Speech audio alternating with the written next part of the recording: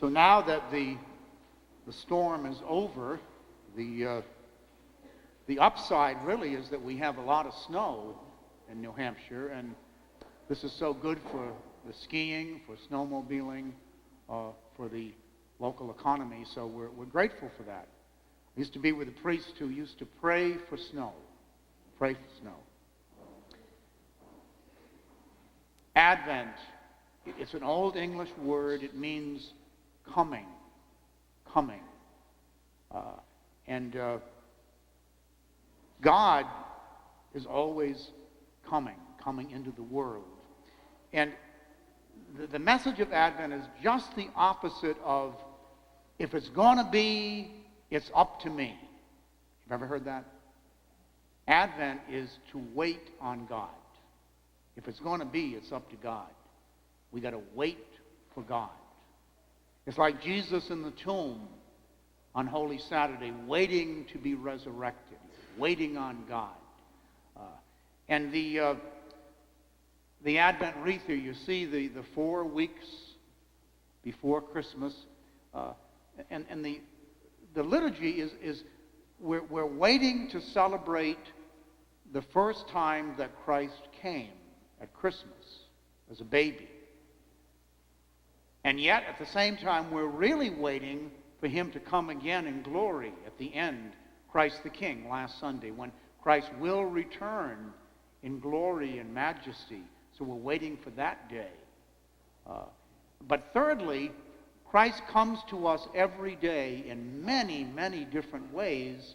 And so to be alert, to be awake, to notice God acting, especially in other people. You know, stay awake, watch. There's nothing like a good night's sleep. I hope you all got a good night's sleep. There's nothing like a good night's sleep. But there's a fellow in Texas who was in an automobile accident, and he was in a coma. He was asleep for 7 years. They kept him awake intravenously, and he finally woke up, and he thought he'd just taken a nap. And his whole life had changed. The world had changed. His friends had changed. His family. 7 years he was asleep. Well, sleep is a great thing. But what happens if you're driving along and you fall asleep at the wheel?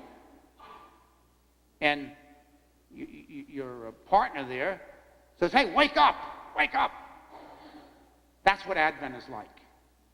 Don't fall asleep at the wheel. Don't miss out on God's continuing coming, continuing involvement in the world. It's an absolutely beautiful season.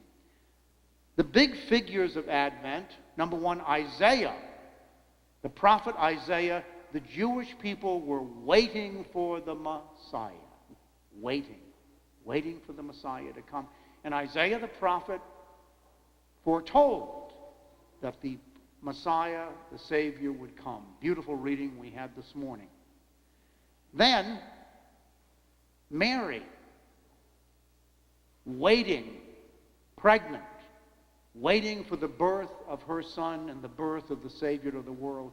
And all she could do was to wait on God.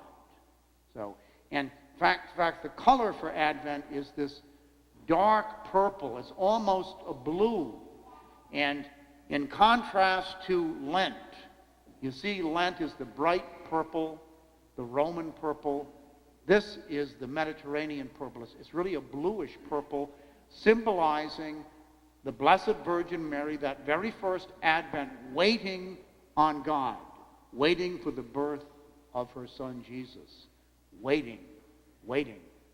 And then finally, John the Baptist, who we'll hear about next week and the week after, waiting to announce the Messiah as an adult. And finally, John the Baptist is the one who says, "Look, there is the Lamb of God who takes away the sins of the world."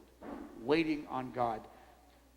I know we live in a world, in a culture where if it's going to be, it's up to me, where action action. What are you doing about it? This is what we hear all the time. And that's true. But more important than what we're doing is what God is doing. Can you get that? That God is not silent. God is not asleep. God is acting. It's far more important what God is doing in the world and what God is doing in your life. And that's what Advent's about. It's a time to wait on God. It's quiet. Just to be very quiet.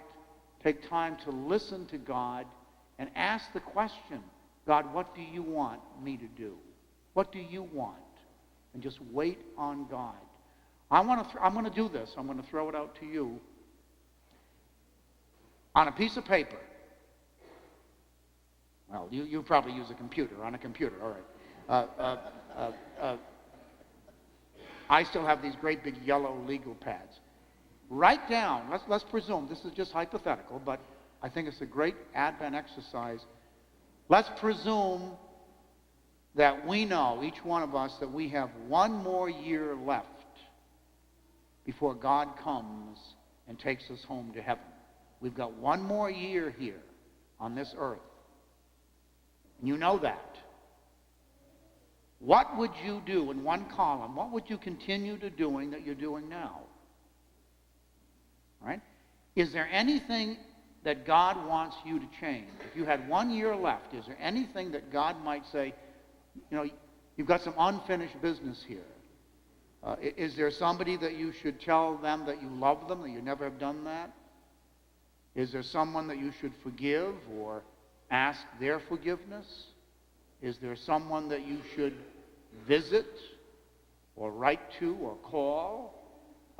Is there any unfinished business? Is there any conversation that you really should have with relatives and friends? You've got 1 year left. If you follow that, if you really sit down with God now and say, God, what do you want me to continue doing?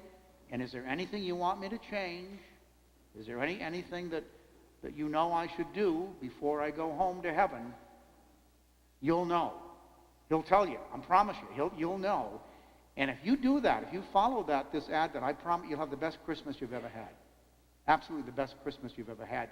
Because it's focused on God. It's focused on heaven. It's focused on God acting. God coming. Don't miss out. Stay awake. Be alert.